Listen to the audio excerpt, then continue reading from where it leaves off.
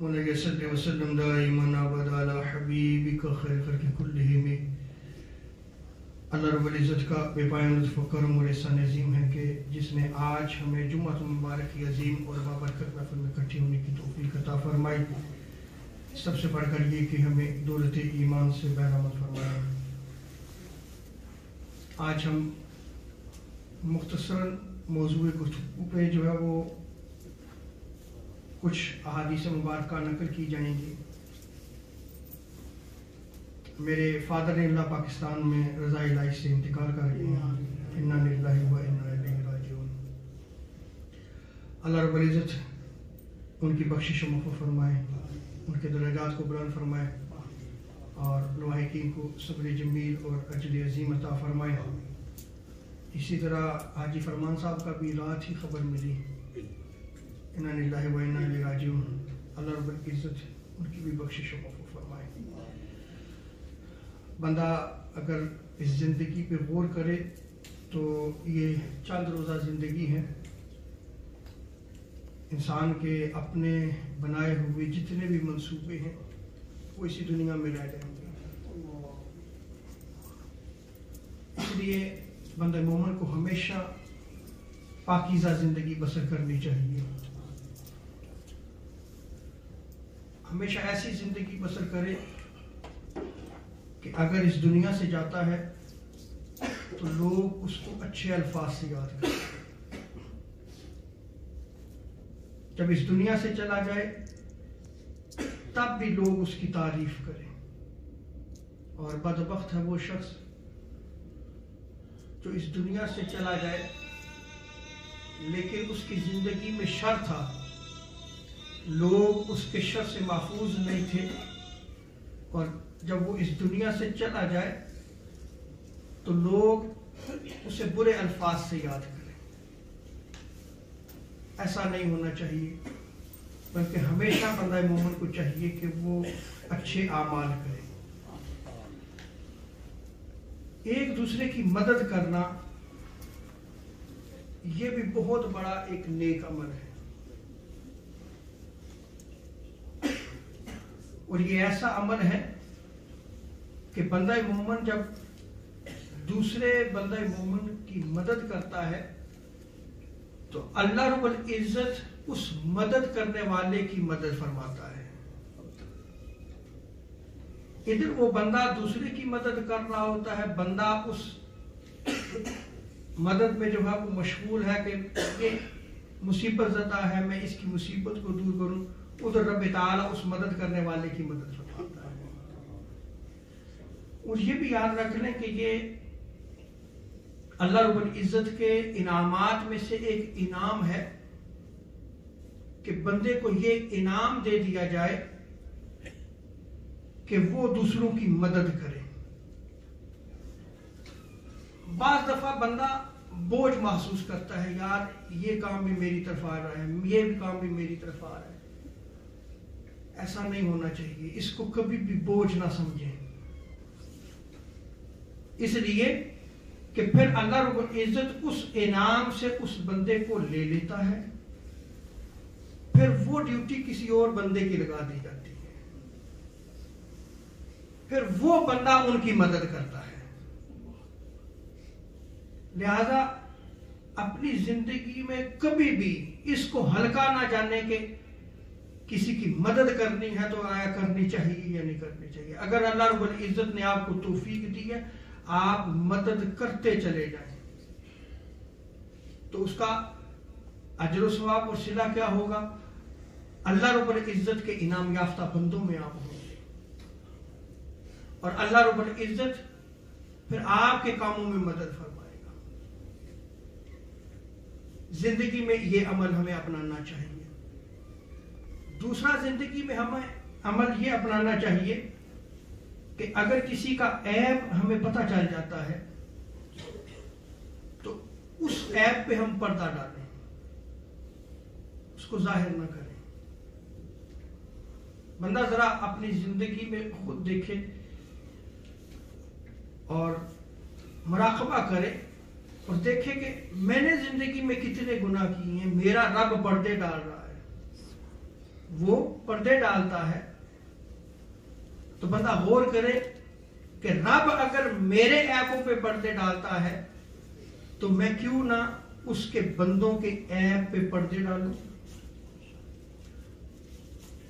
اور اس کا اجر و ثواب بھی احادیث میں بیان کیا گیا ہے کہ جو بندہ اس دنیا میں دوسرے کے عیبوں پہ پردہ ڈالتا ہے، اللہ رب العزت روز قیامت مخلوقات کے سامنے اس کے عیبوں پہ پردہ ڈالے گا۔ آپ اجر و ثواب دیکھیں گے۔ اسی لیے آقا علیہ السلام ارشاد فرماتے ہیں کہ ایک مسلمان دوسرے مسلمان کا بھائی ہے۔ اب آقا علیہ السلام کی حدیث مبارکہ ہے، لیکن حضور علیہ السلام کا طریقہ دیکھیں کہ سب سے پہلے بھائی چارے کو بیان فرما دیں۔ بھائی ہیں آپ ایک دوسرے کے۔ اچھا، اگر آپ بھائی ہیں تو کیا بھائی دوسرے بھائی پہ ظلم کرتا ہے؟ وہ ظلم نہیں کرتا۔ اپنے بھائی کا اگر عیب اسے پتا چل جائے، سگا بھائی جسے ہم کہتے ہیں، تو کیا وہ اس کی تشہیر کرے گا؟ اور آقا علیہ السلام نے تعلیم دیتے ہوئے سب سے پہلے بھائی چارے کو بیان کیا کہ تم آپس میں جو ہے بھائی ہو، اور جو بندہ اپنے بھائی کی مصیبت کو دور کرتا ہے، اس کی حاجت کو پورا کرتا ہے، اللہ رب العزت اس بندے کی حاجت کو پوری فرماتا رہتا ہے۔ اور جس نے کسی مسلمان کی کوئی مصیبت دور کر دی، اس کے عوض اللہ تبارک و تعالی قیامت کے روز کی مصیبتوں کو اس سے دور فرما دے گا۔ بندہ غور کرے کہ یہاں جو مصیبت ہے یہ آسان ہے، وہ آنے والی مصیبتیں جو ہیں وہ زیادہ مشکل ہیں۔ اور اگر اس دنیا میں آپ صرف مسلمان بھائی کی مصیبت کو دور کرتے ہیں تو وہ جو زیادہ مشکلات والے امور ہیں، اللہ رب العزت ان امور میں آسانیاں پیدا فرما دیتا ہے۔ اور اسی طرح جو شخص کسی مسلمان کے عیبوں کی پردہ پوشی کرتا ہے، عیبوں پہ پردہ ڈالتا ہے، اللہ تبارک و تعالی قیامت کے دن اس کے گناہوں پہ پردہ ڈالے گا۔ اور ابن عمر کی روایت میں آتا ہے کہ اللہ تبارک و تعالیٰ کی ایک مخلوق ہے، اور یہ ایسی مخلوق ہے جس کو اللہ تبارک و تعالیٰ نے اولئک الآمنون من عذاب اللہ، یہ ایسے لوگ ہیں جو اللہ کے عذاب سے مامون ہیں، اللہ نے ان کو عذاب سے محفوظ رکھا ہے۔ یہ اس مخلوق کی صفت ہے کہ اللہ رب العزت انہیں عذاب نہیں دے گا۔ اب مخلوق میں وہ کون لوگ ہیں جو آمنون ہیں،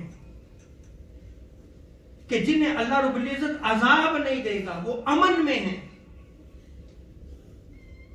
کیا وہ عبادت کرتے ہیں؟ عبادت اللہ تبارک و تعالیٰ کی آپ نے رب کے لیے کرنی ہے، آپ اس کے حضور جھکتے ہیں تو اس کو راضی کرنے کے لیے، مخلوقات کے لیے تو نہیں کرتے۔ اگر آپ عبادت مخلوقات کے لیے کرتے ہیں تو پھر تو وہ آپ کی ریا ہوگی، اور اس کے سوا آپ کسی کی عبادت کر بھی نہیں سکتے، وہ شرک ہو جائے گا۔ عبادت آپ نے کرنی ہے اس کو راضی کرنے کے لیے، لیکن یہ جو درجہ ہے کہ جس میں وہ آمنون کا درجہ حاصل کرتے ہیں، یہ درجہ مخلوق کی خدمت میں رکھا گیا ہے، ان کو آمنون کہا گیا ہے۔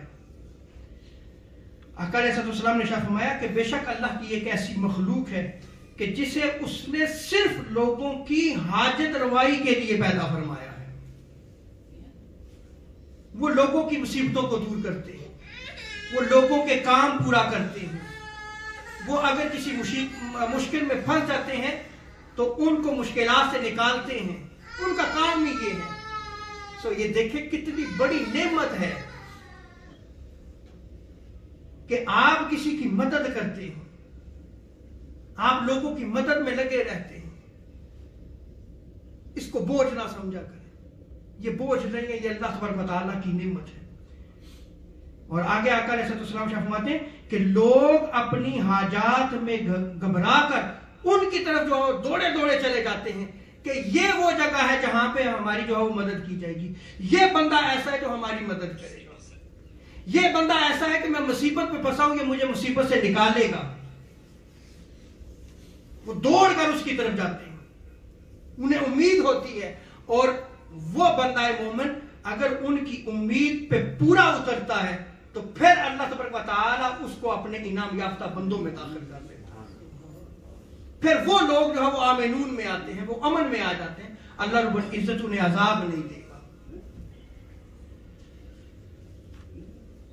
اسی طرح ابن عمر رضی اللہ تعالی عنہ کی دوسری روایت میں آتا ہے کہ کچھ لوگوں پر اللہ تبارک و تعالیٰ کے انعام ہوتے ہیں اور اللہ تبارک و تعالیٰ یہ انعام اس وقت تک ان کے پاس رکھتا ہے جب تک یہ مسلمانوں کی مدد کرتے رہتے ہیں. یعنی یہ انعام ہے جو اللہ تبارک و تعالیٰ نے اس بندے کو دیا ہوا ہے، اور وہ کب تک امین رہے گا؟ جب تک وہ دوسروں کی مدد کرتا رہے گا. اس لیے میں نے آغاز خطاب میں کہا کہ اس کو بوجھ نہ سمجھا کرے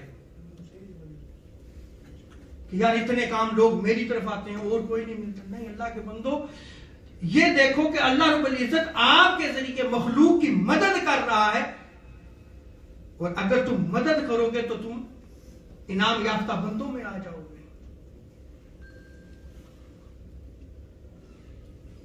اور آگے آقا علیہ السلام ارشاد فرماتے ہیں کہ اللہ تبارک و تعالیٰ یہ انعام اس وقت تک ان کے پاس رکھتا ہے جب تک یہ مسلمانوں کی مدد کرتے رہتے ہیں اور ان سے بیزار نہیں ہوتے، تنگ نہیں ہوتے.